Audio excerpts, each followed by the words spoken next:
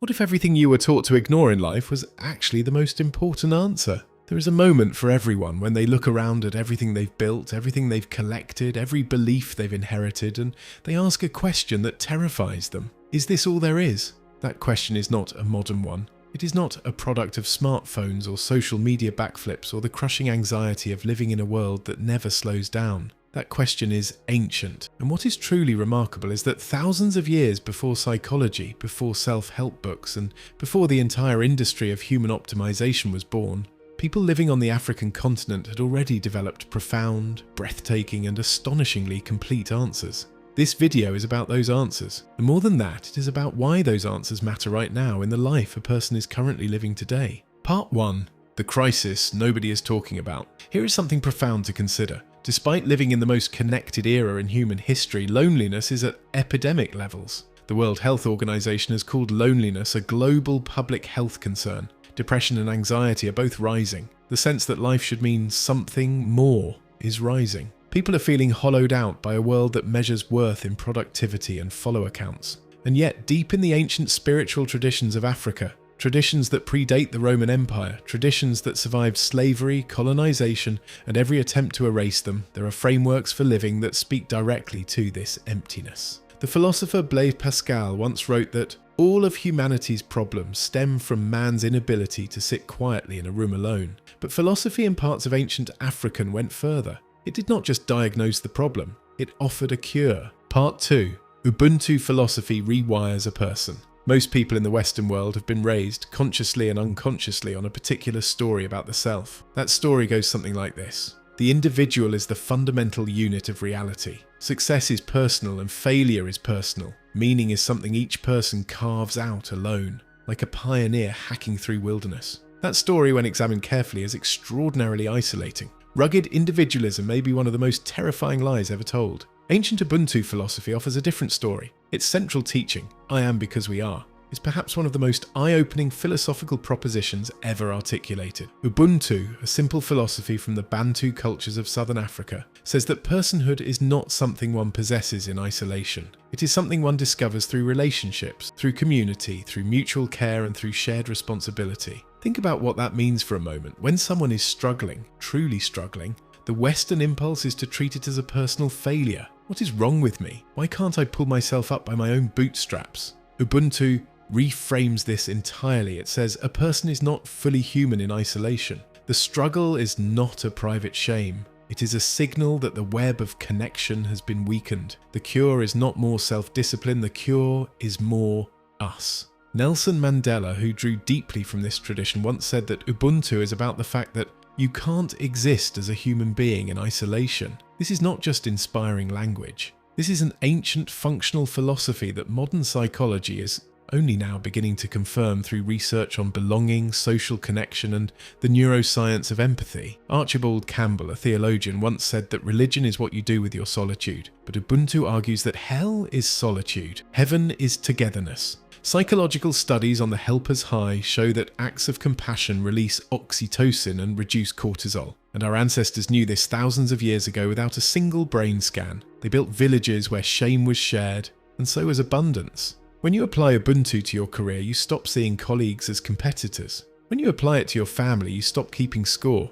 The dreadful weight of having to be the best or the only one simply evaporates. Part 3. The cosmic balance. From ancient Egypt comes a concept so staggering in its moral clarity that it deserves to be taught in every school in the world. Ma'at is the principle of truth, balance, cosmic harmony, and reciprocity. In Egyptian spiritual understanding, a person's life was ultimately weighed against Ma'at, the feather of truth. Were their actions in balance? Did they add to the harmony of the world, or did they subtract from it? This is a profound ethical framework. In a world where systems routinely reward dishonesty, exploitation, and imbalance, Mott insists that the universe itself has a ledger, and that actions have consequences that ripple outward in ways both seen and unseen, similar to karma in ancient Eastern philosophy. Part 4. The ancestors are still in the room. Ancestor veneration is a traditional African spiritual belief system saying that ancestors are not dead. They are what is beautifully and precisely called the living dead. And yes, they are not zombies. Instead, they are understood as intermediaries.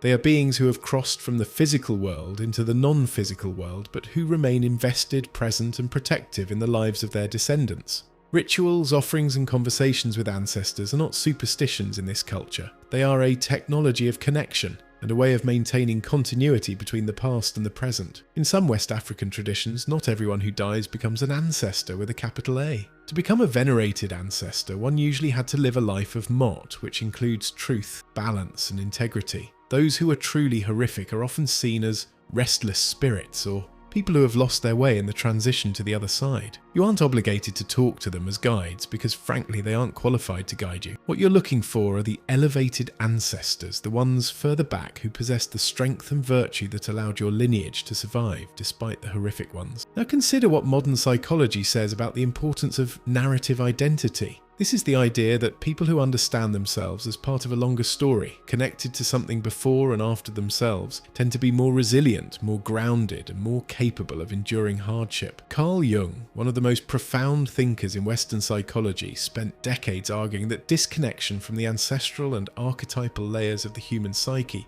was a root cause of modern suffering. He wrote that the soul that has no mythology is cut off from its deepest roots. Philosopher Søren Kierkegaard once said, "Life can only be understood backward, but it must be lived forward." Ancestor veneration embodies this truth. It says, "You are the continuation of something bigger. You matter because they mattered." Part 5. When the river has a soul. There is something else in ancient African belief that deserves attention, and this is called animism. Animism is the belief that all natural things, including rivers, mountains, trees, and animals, carry a spiritual essence, a life force. This belief says the world is not a collection of dead resources waiting to be consumed, but a living, breathing, sacred community of which human beings are a part. Westerners might be tempted to dismiss this as primitive thinking. But consider what that dismissal has cost. The extraordinary ecological destruction of the last 2 centuries, including the poisoned rivers, the burning forests, and the collapsing ecosystems, are arguably the direct result of a worldview that stripped the natural world of any inherent worth. When a river is just a resource, it can be polluted.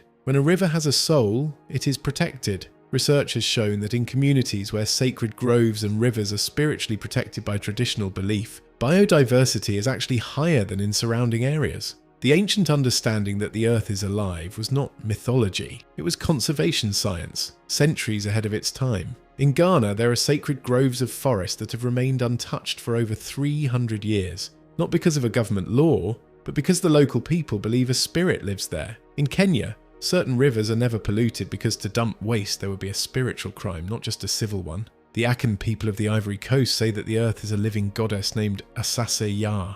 You don't drill and frack a goddess, you honour her. Part 6. Mot and the Hidden Creator. Mot offers a way back to a life of integrity, where our actions have a weight that resonates across the cosmos. This ties into the belief in a supreme creator, Olodumare, aka Chukwu or Nyame, which is the underlying truth is that there is a singular source of all that is. It suggests that while the universe is vast and often bewildering, it is not chaotic. There is a pattern, a rhythm, and a purpose created by Olodumare. And even when we face appalling tragedies or shocking setbacks, the framework of Mot suggests that balance will eventually return. It provides a sense of peace that is rare in our frantic, modern existence. Philosopher Immanuel Kant argued that humans can never fully know the thing in itself, which is the ultimate nature of reality. African spirituality reached the same conclusion thousands of years earlier. The supreme creator Olodumare is the ultimate mystery. And this mystery isn't something to fear, it's something to respect. Part 7. Yoruba Orisha Worship. At the heart of Yoruba, of southwestern Nigeria, their spiritual life stands as one of the most extraordinary and sophisticated beliefs, the Orishas.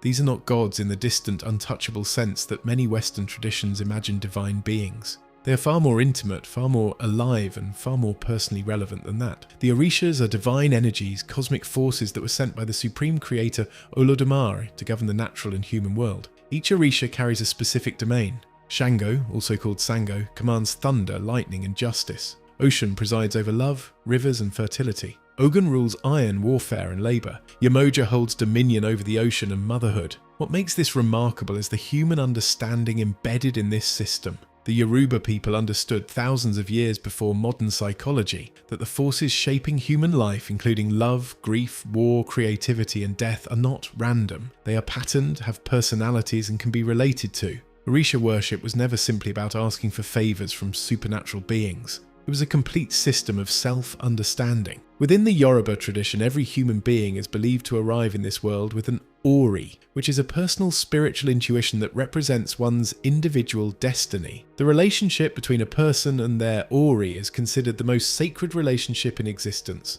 more intimate even than the relationship with any Orisha. But the Orishas serve as guides, teachers and mirrors. To honour Shango is to reckon with one's own relationship to power and justice. To honour Oshun is to examine one's capacity for love, pleasure and self-worth. To honour Obatala, the Orisha of wisdom, clarity and moral purity, is to ask the most difficult question a human being can ask, which is, am I living with integrity? This is not mythology functioning as entertainment, this is mythology functioning as a map of one's interior life. What is perhaps most astonishing about Yoruba Orisha worship is how stubbornly and beautifully it survived every attempt to destroy it, carried across the Atlantic in the minds and memories of enslaved people who had lost everything except what they held inside themselves. These traditions did not disappear, they transformed. The slaves disguised Orishas behind the faces of Catholic saints. Shango became St. Barbara. Oshun became Our Lady of Charity. These beliefs transformed not out of defeat, but out of an extraordinary spiritual intelligence and will to survive. This is how Yoruba tradition became the root of Santeria in Cuba, Candomblé in Brazil, and Trinidad's Orisha faith. Today, an estimated 100 million people worldwide practice traditions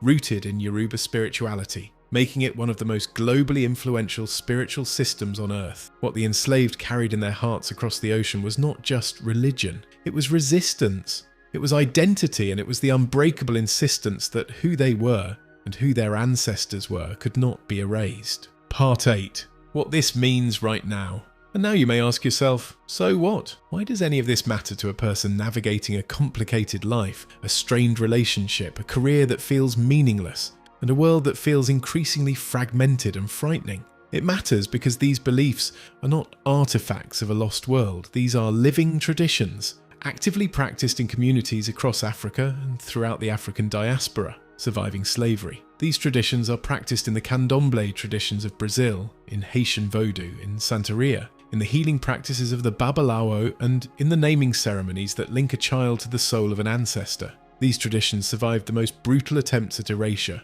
by European colonial powers, the transatlantic slave trade, and Christian missionaries in human history precisely because they work. They survive being erased because they answer something in the human spirit that no amount of consumption or productivity can touch. Here is the shocking secret that researchers like Dr. Jacob Olupona have documented for decades. Across Africa, over 60% of people who identify as Christian or Muslim also practice traditional spiritual rituals. They call it religious duality. They go to the mosque on Friday, and on Saturday they consult a babalawo about a recurring nightmare. They are not confused, they are complete. Organised religion often deals with the sky, including the afterlife and the divine throne. Ancient African spirituality deals with the ground, including the soil beneath your feet and the ancestors in your blood. It includes the village that raised you. It answers the question that psychology often struggles with. How do I belong, not just to myself, but to everyone who came before me and everyone standing next to me right now? Part 9. The wisdom that was always there. The truly remarkable thing that can leave you with a quiet and profound awe is that these answers were never hidden. They were always there, embedded in one of the oldest cultures on Earth. What ancient African spiritual belief ultimately offers you is not just knowledge, it is wholeness. It's the understanding that you are never alone. You are connected to those who came before, to the natural world around you, to the community beside you, and to a cosmic moral order that makes your choices meaningful. In a world defined by disconnection, isolation, and the burning anxiety of existential emptiness, these spiritual beliefs are not just relevant, they are everything.